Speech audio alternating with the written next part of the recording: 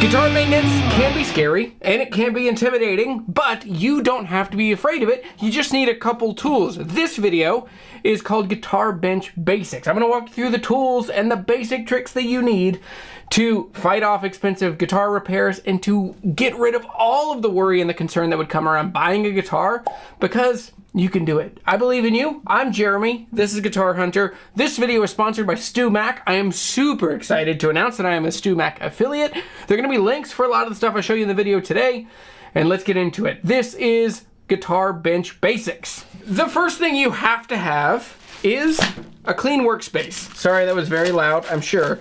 Number one, have a tidy place for your guitars to be. This placemat and this boy right here, the foam headrest from StewMac. I own one here. I have two at the guitar shop, and now I own this one, and this one can soon be yours. Number one, have a clear workbench. Number two, have a good, safe place to put your guitar down. What I like about this compared to other ones that I've had, I have an old Martin one, but it's felt, and if you solder on them, on the old felt ones, you will get pieces of solder that if you're a bad solderer or you just do it enough, you're gonna get these little bits of solder and little bits of like wire cuttings and things that just get stuck in that porous material, and then they end up scratching your guitar later on. What I really like, and I've used this for over a year, the other one that I have on my workbench, is that with this, nothing sticks to it. Nothing gets stuck in it. There's no solder that gets stuck to it. It stays really clean, and well, I like that. I don't have any guitar scratches. It's easier to fix scratches if you don't make them. The next tool you absolutely have to have is a good set of screwdrivers. The StewMac, this little power kit is so wonderful. This fits in a backpack really easily. This is a really great, if you're going to check out a guitar, if you're working on guitars at all, most of the problems that you have with guitars can be solved with just this tiny little kit. The screwdriver is awesome. It works so well, has these tiny little shanks, and it has this little spinny bit at the end that is incredibly helpful. I know for me, there are a lot of times I'm taking off like pickguard screws, and what I like is I'm able to hold this in my hand, and then with my fingers, I'm able to spin it. So having this spinny top makes it to where I don't have to have one hand on the screw and another on the screwdriver. It's a one-hand operation, just works a lot better. There's an extender if you need to get into some tight spaces, if you need to just add a little bit of leverage, if you're doing the back of truss rods, or sorry, if you're doing the claw in a Strat, this is a good way to adjust the tremolo.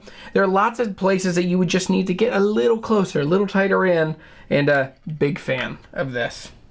On the top of the screwdriver kit, it gives you a breakdown of where everything lives. So that way, if you take out multiple tools and need to put them back in, this will help, but it will also let you see, you can look more closely at the thing you're looking, and then you can find exactly which tool you need.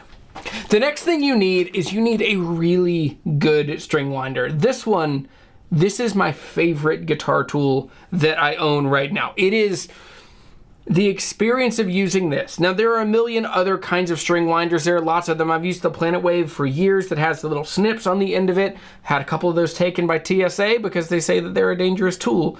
Whatever. These are the Waverly string winders. They're incredibly high quality. This is the Ivoroid. I have a couple others. This is the Ebony. And lastly, there is a Tortoiseshell. All of these have a really smooth, crisp action. They have a cross pattern, so on smaller tuners you can go sideways. On bigger tuners you can do lengthwise. They give a great, satisfying spin as you are changing the strings. Now, there's an entirely more basic and an everyday utilitarian function of these in the basic string winders here. There's a trick to these that I really appreciate. So basic string winder, really great. We've used these. We all know about these. There's an additional factor that makes these double valuable. There is a detachable chuck style 1/4 inch driver that you can put this into a screwdriver. You can put this into a cordless drill, and you can spin your heart away and take your strings up and down. I'm a big fan of these. I think it's just because I've done so many of them. I know that this stresses people out, but have a good way of getting strings on and off quickly. My first job was working in a guitar shop, and one of the phrases that my boss used to always say is that, hey, people don't take guitar players seriously because guitar players don't take themselves seriously. So I have tried to take myself seriously, not overly, But one of the things that I try to do is that every project that comes into me, and I have a different existence in the guitar world than other people. I go through hundreds of guitars a year. But one of the things I love doing, and I love that StewMac offers these, are just little tags that let you keep track of what things are with a name, a phone number, an email, a guitar, a serial number, the estimated completion date, repairs, and your estimated cost. You don't need this. This is overkill for most people. If nothing else, get a roll of masking tape and just a permanent marker and just say, this is at Santa Cruz that I need to put a new nut on.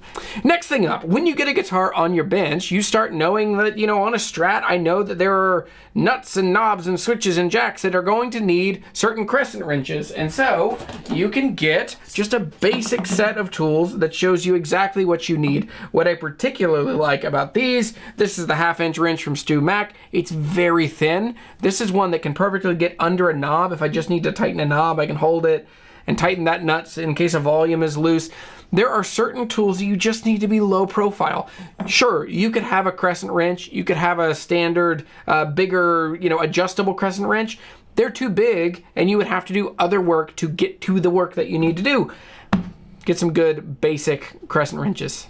Before you start monkeying with stuff, and I need to hear this as much as you need to hear this, take measurements before you start cranking on stuff. I end up jumping into a thing, trusting my intuition. Next thing I know, I'm like, how was the action set on this? How was the intonation? And I did not pay attention. I didn't take any measurements. One of the easiest things to do, and an easy reference, is to grab one of these. This is the string action gauge. Now this thing has a million little helpful measurements and information on it. Has a 3" measure on one side, shows you the depth of how high the string should be. If you set the action in, it will measure into hundredths of an inch. It also has 64ths along the far edge. On the back side, there's incredibly helpful information, which is all of the conversions that you would need to know. If you're like me and you live in America, a lot of inches, and it's hard to switch over to millimeters, but there are times that there are many times that the metric system is much more helpful, much more easy. So you have fraction, decimal, and metric on this. This is a tiny thing that can get tucked into just a basic repair kit. And man, so easy. Just a couple little things that make your life way, way easier. Speaking of measurement and getting into a little bit of fret stuff, let's go fret stuff. This sharp little piece of metal will save you so much time, energy, effort, and frustration. This thing does many different things. The biggest one is that this is a fret rocker. So if you have a guitar that you need to measure if you have any high frets, you don't worry about this guitar. You haven't seen this guitar on the channel yet. You pick whichever side can fit 3 frets, because after 3 you start losing the ability to triangulate or figure out which fret would be high. So you have the longest side, second longest side, third longest side, and then the shortest side. So when you're all the way down here, you're going to need the longest side, and you would pick and you would rock this thing back and forth, put it on the frets, feel if you can hear. Usually I listen for a clicking, so these are dead flat, but you would hear a clicking like that. You would scoot down, and then you get to where all of a sudden, by the 5th fret or so, the longest side is too short, or it's too long, and you're getting too many frets. Then you move to a shorter side, and then as you move up the fret, all of a sudden you're covering 4 frets. You move to the shorter, you get to 3, then you get up above the 12th fret, and by the 15th fret or so, you get to where you've got to move to this guy. So this pointy, sharp little thing shows you so many things that your eyes just can't see, because our eyes are not as keenly aware and able to focus on these minute little details. If you have a buzzy guitar, if you have a high fret, if you have a low fret, this little thing is such an unbelievably helpful tool. This might be a little splurgy. You may not need this, but one of the tools that is so incredibly helpful is having a really good caliper. Now, a caliper is something that gives you exact measurements of diameters of things, of how heavy those strings are, how high those strings are above, what your bridge spacing is. If you're selling a lot of guitars, this is a thing that will answer a lot of questions that people are going to ask you, and will probably help you sell those guitars faster. I know for me, I always get asked, hey, what's the string spacing at the bridge, or what's the nut width? Those are the easy ones. And so with this, it is so helpful to have a really good caliper. Now this one is incredible. Whoa, this is the first time I've seen this one. This one is incredibly good quality, and it's the StewMac branded. Has decimal conversion, same kind of information as the string action guide, but has a big display. I can pick English or metric. And so with this, I can measure quick things like, let's see, what is the neck width? Or what's the nut width? Let's go ahead and go in there. So it's 44 millimeters. I can then convert. That's 1.747, which is basically, it's an 1 3/4 nut width. They can get a little spinny, but I promise you, buy a good one. I have one that is awful. I have this one because I'm cheap, and I got this one from Harbor Freight, and I regretted it every moment I have owned this thing. This is a plastic one that is wiggly and waggly, and it is so inconsistent. The battery doesn't turn off automatically. It's hard to convert. This thing is terrible. This one is remarkable. So if you buy once, cry once. That's a lesson that I'm still learning in my late 30s. Late 30s. I'm 36. I'm gonna stick on to mid 30s, but man, if you can measure and know exactly what guitars are, this thing answers many questions that buyers are gonna ask you. One of the biggest things that you're gonna have to do if you're starting to work on guitars, do setups, do basic stuff, a lot of times, pickup swaps, swapping pots that are broken, one of the things you're going to have to do immediately is to be able to get the knobs off. And there is a very dumb and very wrong way to do it that most of our brains tell us to do the first time. I'm gonna get a big flathead screwdriver and just crank under there. Then you ruin the knobs. You get these big tick marks in the knobs. Don't mar your knobs.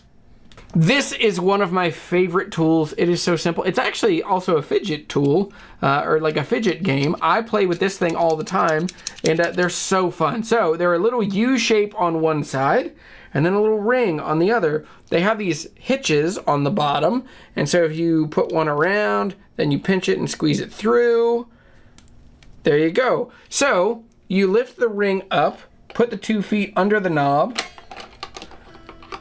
You do it with 2 hands.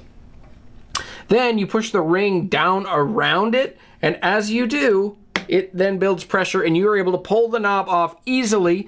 And listen, this doesn't mess up knobs.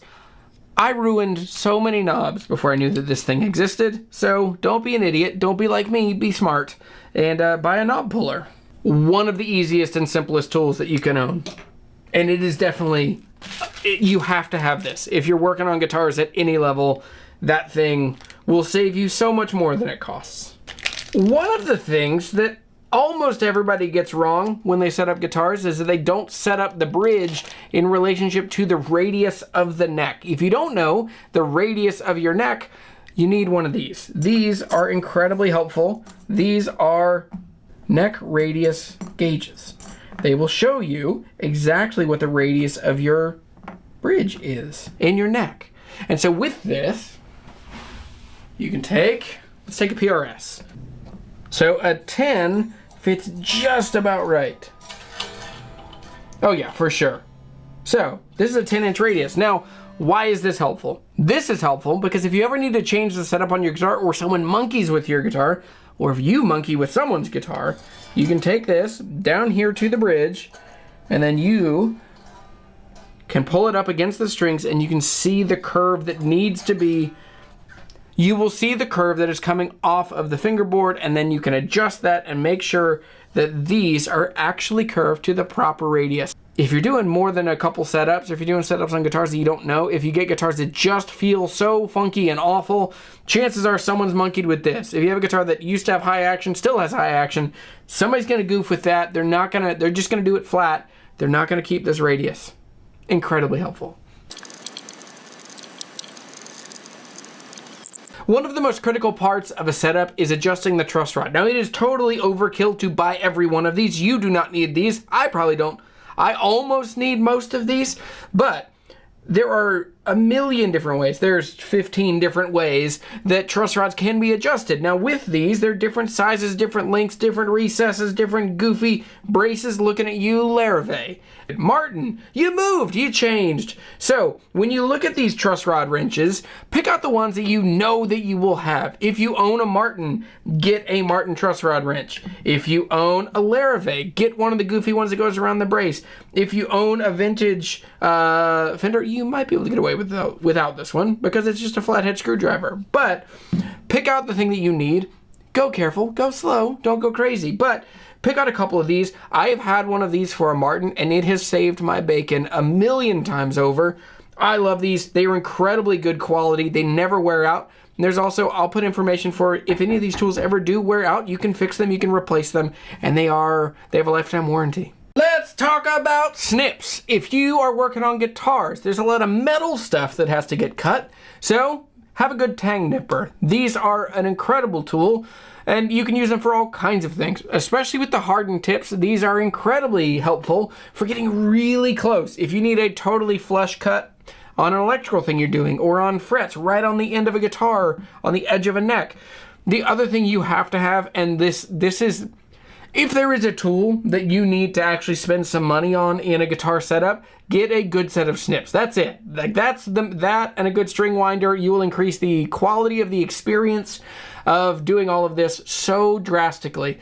Get a good set of snips, get small snips, get big squishy handles on them, and just squeeze your heart out. And love these.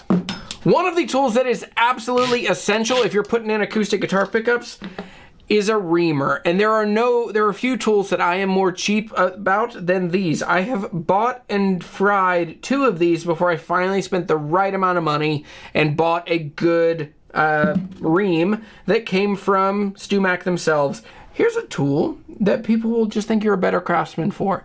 This is a little chamfer bit, or this is a little roundover.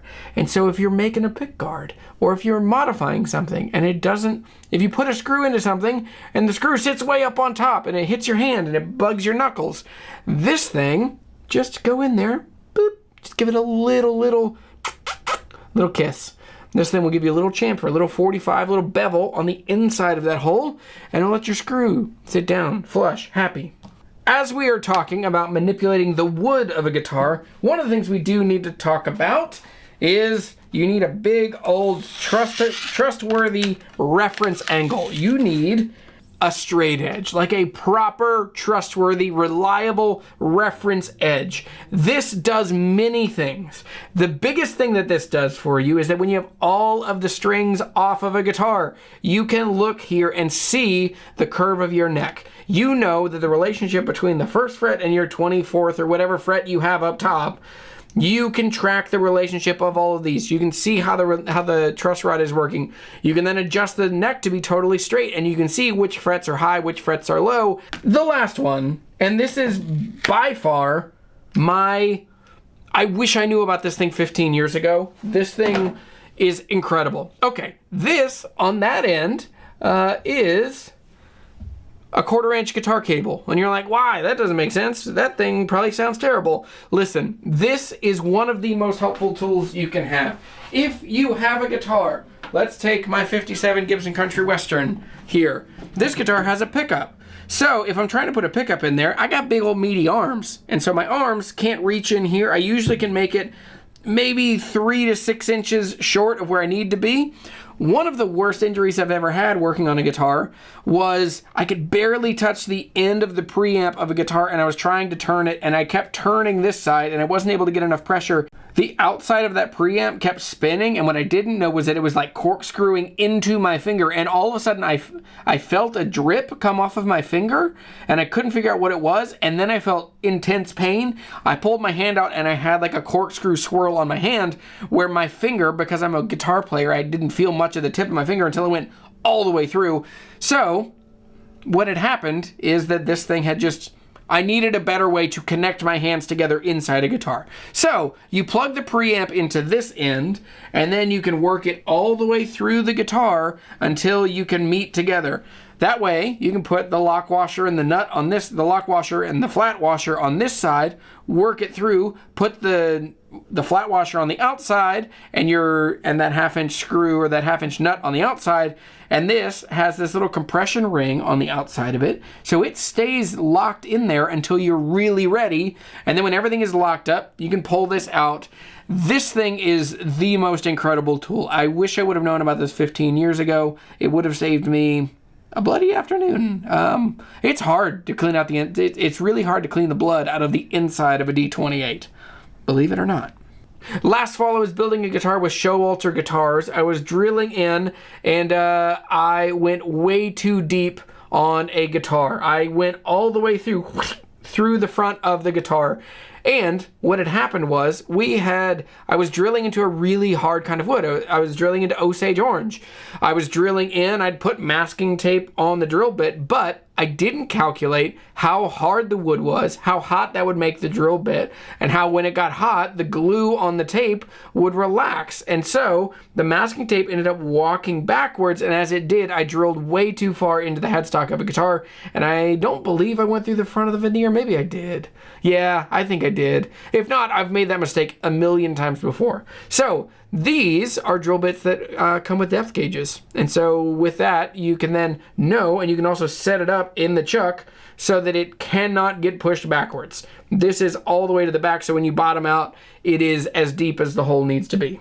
There are times that you need to work with electrical stuff. You need to strip wires, and so you have no excuse. Don't use your snips to strip wires. I've done it, and then you get yourself way up the creek where you cut a wire too close and you cut the ground, and just buy yourself a good set of snips. These are basic, these are very simple, and they're very reliable. Now this is one tool that has a bunch of different features and a bunch of different tools within it. You can do all kinds of cool things. I don't even know half of them, but the basic things, you can find what gauge wire you have. You can then cut corresponding to that. You can then strip it off very easily. Incredibly easy. They also have a lock. They go in your tool bench really well.